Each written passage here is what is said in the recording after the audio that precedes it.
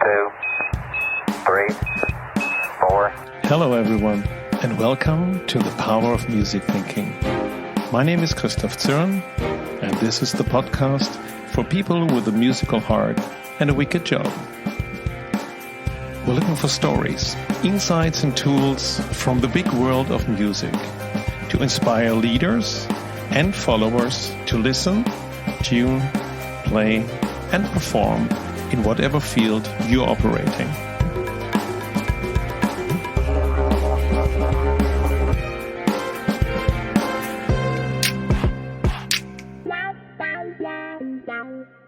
In October, I visited the Dutch Design Week in Eindhoven. It is an event and showcase of Dutch design with exhibitions, studio visits, workshops, seminars and parties across the city. And one of the highlights of this packed week is the Design Academy Eindhoven's graduation show. It is one of the world's most influential exhibitions of work by new designers.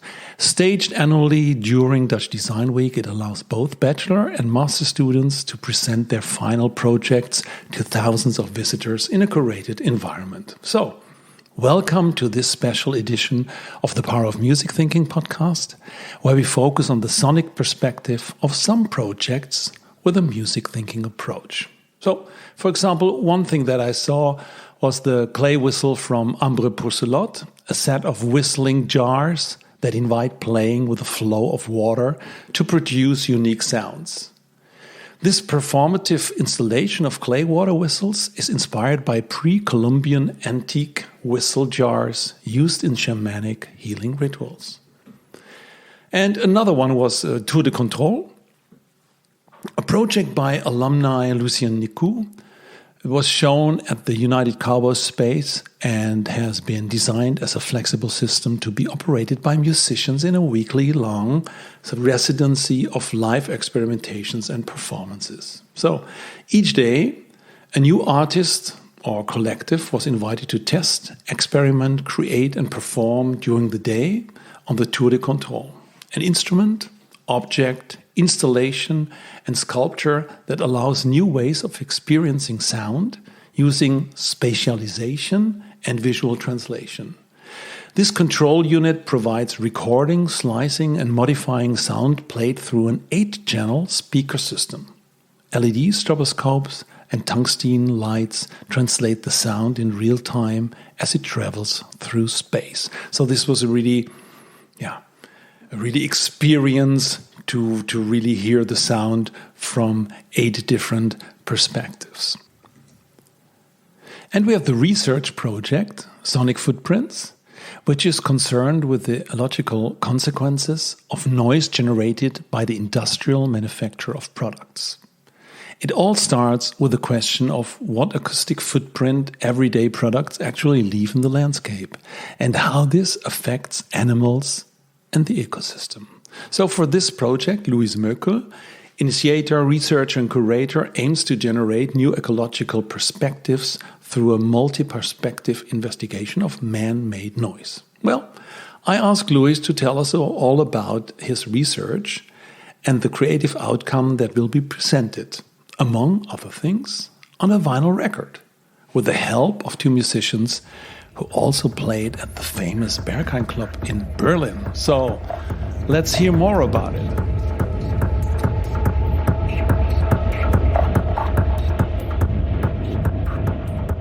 Let me start like this. Sonic Footprints is an investigation into the ecological consequences of noise pollution, which I think is an ecological problem that's a bit under the radar because we talk about the climate crisis and for good reason, and there's a lot of ecological problems that are being discussed that result from human interactions with the planet.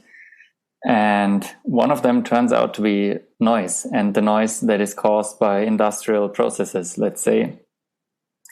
And Sonic Footprints follows the idea to take this already existing idea of a footprint that we know from the carbon footprint, for example, but look at it through an acoustic perspective to say, okay, we have a product that's being industrially manufactured, like most of the products that we have nowadays are. And they leave acoustic traces in the landscape along their supply chain. And to make this idea a bit more imaginable, or something that we can actually grasp, because I think it's quite abstract, because sound is also an ephemeral phenomenon that is a bit difficult to capture. I took the example of a toy dolphin. Yeah, nice. Which is made from PVC. And that might seem a bit ridiculous in the first place, because why a toy dolphin? That's so weird. That's such a specific product. But there is a reason behind that, because there is already quite some research on what noise pollution is doing to dolphins. Because as we know, dolphins have quite a sensitive hearing range. They hear up to 200,000 hertz, which is, I think that's 8 octaves above human hearing. Young humans can hear maybe around 20,000. And when you're, let's say, my age, it drops to 11, I think, or 12. I did a test, so it was rather good. So we're not talking about 20, which is incredible high. We're talking about 200, right? Yeah, 200 kilohertz. Yeah. So that's immense. That's out of our imagination. And they have that immense hearing capacity because they use sound to orient. Just like bats, they send out ultrasonic signals, and their reflection gives them a sense of space. So sound for them is basically orientation, meaning that like their spatial perception is way more bound to acoustics than it is for us. For us, spatial perception is mainly bound to vision and to like looking at the world. But since the ocean is not as see-through as the atmosphere, it kind of, in an evolutionary sense, makes a lot of sense that they've developed the skill to orient through sound, because sound also travels much faster and further in water. Right. So yeah, maybe everybody can experience that when you're underwater, let's say swimming in the sea or even in a pool, that you hear sounds that you don't hear when you dive up again and you're above the surface. Yeah, it's quite different, the soundscape. It's super interesting, actually. You took actually the story of the making of a plastic dolphin, and you went through stages of production where where you, let's say, more or less literally put out your microphone to hear what happens at that moment of the supply chain sonically. Yeah, I was just going to say, to come back to the toy dolphin, like why did I choose this thing? So because it's made from PVC, and PVC is a product from the petrol industry. So it needs crude oil and rock salt, but that's another thing, to be produced. And to find crude oil, one thing that is being done is to do a seismic survey, which is an acoustic investigation of the ocean floor with a technology that's called seismic air guns. They're like kind of like cannons that expand compressed air and make super loud booms. And the reflection of that boom gives an idea of where the oil is in the seabed. So there's a lot of acoustic pollution being put into the ocean for months to find the oil that we need to produce this toy dolphin, which I consider the beginning of the supply chain of this product. And then there's a whole infrastructure involved, which also contains shipping lines that are going through all of the ocean, and the noise that is caused by shipping is increasing every year. And these noise pollutions, they basically become a problem to dolphins, because since for them sound is orientation. Is it like that they're just annoyed and at the moment when these underwater bombs are ejected, or do they also get a hearing damage like we would have in a rock concert or being close to a jet? Well, I think the biggest problem is we don't really know if they're annoyed, because there are no dolphins, but it is common that we can find a lot of dolphin strandings in areas where there is this seismic survey going on.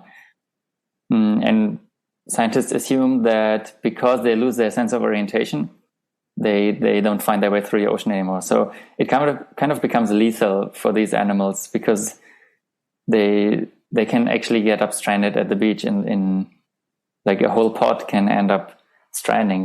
Or to make up another argument, whales, for example, they communicate over hundreds of kilometers through infrasound, which is on the other spectrum of acoustics. It's below what we can hear, because the deeper frequencies, they travel quite far. And these air guns, they also produce a lot of low frequencies, which kind of prevent the whales from doing their long distance communication, which in the end leads to fewer offspring in the end, because they maybe cannot find their mate to have a baby whale with. So through noise, we're actually reducing the population of sea animals, which is quite intense, I think, because we are talking about extinction. And I think we also need to consider noise pollution in that discussion, basically. Right. And even on a place where normally we can be annoyed by noise, or we might have problems by noise when we are in our, let's say, natural environment in a city. But on the other hand, this is something that we don't hear because it's so far away from us, and it impacts something that might have an indirect impact on us as well. And maybe, as you just mentioned, is seen on a beach when their dead dolphins are on the beach. What you did is you tell that story of the toy dolphins, or of the PVC dolphin. And you do this not, let's say, in a visual way, like, let's say, a visual designer would do. You tell the story in sound. Yeah, exactly. So I went out into the field and collected some sounds with a hydrophone, which is an underwater microphone, to kind of capture this acoustic supply chain, as I like to call it, of this toy dolphin, and say, okay, look, this is the noise that we can trace along this product, from raw material extraction all the way to its to when it gets sold in the supermarket. Right. And maybe to give an example, we can play the fourth sound in the archive, which is a recording from these seismic air guns, how they actually sound, because they do sound quite violent, just to give you an idea.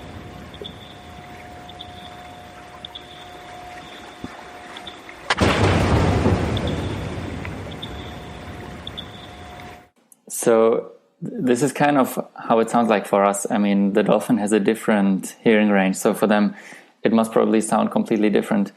And these explosions, they can reach a volume of up to 200 decibels, which is actually louder than a jet engine. And with water as a medium that transports sound further than air does, this is quite a large-scale problem that we need to talk about more. Yeah, and to kind of capture this idea of a sonic footprint, I was then looking into how do we print sound, because it's a footprint in the end. So I went back to this old technology of vinyl records, which is one of the first invented technologies to print sound, and to kind of capture this ephemeral phenomenon of sound, because people invented it to capture music. And I was searching for a technology that can capture the footprint, because if we don't capture it, it's gone. If we don't record it, it's gone. It's not like CO2 that we can still trace in the atmosphere after it was exhausted. It's we only have one chance to like trace it and to have evidence that it was there. Which is why I then decided to press these recordings into a vinyl record. Okay, can you tell us a little bit more what's on the record? So you have a side A and a side B, and are these just the sounds, or is there anything different? Yeah, no. Well, it's divided into side A and side B because I recorded the supply chain both in the air and underwater. So I followed different stages of the production, and I went with a hydrophone and a stereo microphone, and I've recorded always in the same time, in the same space. But then I have these two, let's say, acoustic habitats that are juxtaposed between air and water. And so does the vinyl separate these two acoustic habitats into side A and side B, making the vinyl kind of a metaphor for the surface of the water that divides these two soundscapes that sound quite different from each other. So they have the same length then? They do, yeah. Yeah, so and if you would have two players, then you could play them together, and then you would hear, if you would be a DJ, you could flip from above water to underwater. You could do that, yeah. That could be a fun performance, actually. I was then also curious in how do we actually understand sound, because since the dolphin has a hearing range that's kind of beyond our understanding of what is sound, there is a lot of not just scientific but also philosophical questions deriving from how do we understand the ecological consequence of noise towards animals that have a different hearing organ. So I went out and consulted philosophers, scientists, and musicians to talk about how do we understand sound and also work with sound.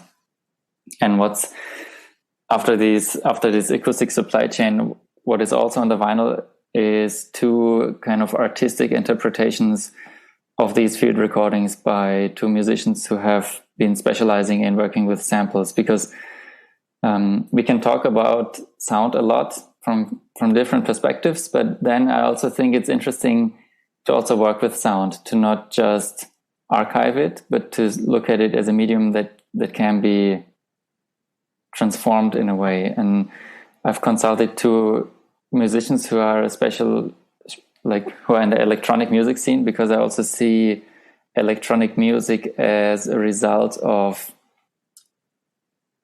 the sound of machines, basically. Mm-hmm. There's this term technophony, which describes the soundscape that is generated by human-made technology, because all world soundscapes is divided in geophony, which are like sounds from weather events, the biophony, which are sounds made by animals, and the technophony, which are the sounds that are generated by machines. And I find that quite compelling, that sounds that are generated by machines are called technophony by scientists, but then techno in itself as a music genre is in itself also generated by machine-made sounds. Right. So I thought it would be interesting to ask people who are actually specialized in working with samples and who also make techno to work with technophony. Okay. Yeah. And ask them to transform these recordings into, let's say, music. Right. So what you did, you tell the story in sound. You had sound samples.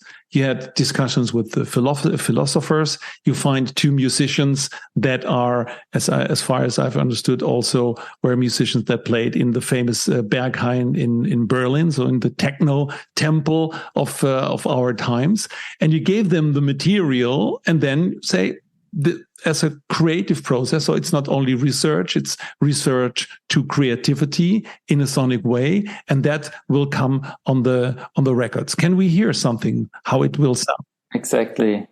So maybe if we listen to the recording number 6, which is a translation by the Swedish duo.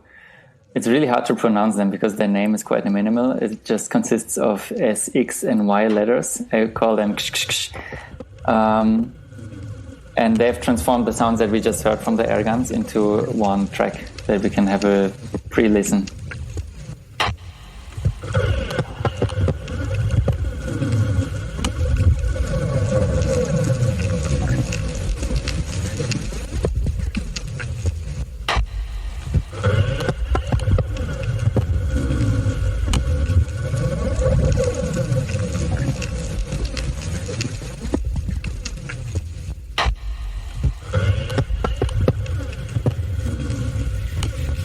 There's even a certain beauty to it, isn't it? In a way there is, yeah. I mean, we could argue whether we should aestheticize a problem like this or not. What was the idea that you took this, let's say, the research into a creative project? I think the reason for that is very much a design choice, because I am not generating new data through this project. All the knowledge, all the data that I've used on this vinyl already kind of existed. What this project does is it tells a story, and I think through music or design is able to transport that story a bit further than a scientific paper would do, for example, that talks about the same problem, but then only gets read by people who are already in the field. And what I'm trying to achieve with this, maybe let's call it aestheticization of this problem, basically, is to make people talk about it. And I think to get to that point, it is sometimes maybe necessary to also have a short moment of joy in let's call it this artwork. Right. And in that way, it's more accessible to listen to. And maybe if you're interested in some way, positive or negative, then you can ask questions. So, So Luis, thank you for sharing your story. I understood that this is a fundraiser to produce the vinyl, and I will put everything and the link into the show notes. So to make this project really, let's say, from A to C, it needs a little bit of funding, and everybody can buy the vinyl and some more things. Exactly, yeah. Because this project is, I would call it, situated in artistic research, and there's not that much funding in that field. So we're trying to publish this vinyl on Start Next at the moment to come up for the pressing costs. And it will be a limited edition of two famous or infamous in that part musicians that do a very special sound something. How shall we end? Is there a sound excerpt that we can fade out our conversation? You can play the second recording, because that goes more into the, let's call it, techno direction of an interpretation of Inland, which is the other musician who's been working on it. Is Inland the earth, the air or the water? So the next one is going to be made from air recordings. Okay, so so what we heard before, that was the water, and now we get above the surface. And I, let's say, listen, and I thank you very much for all your information. Thanks for listening.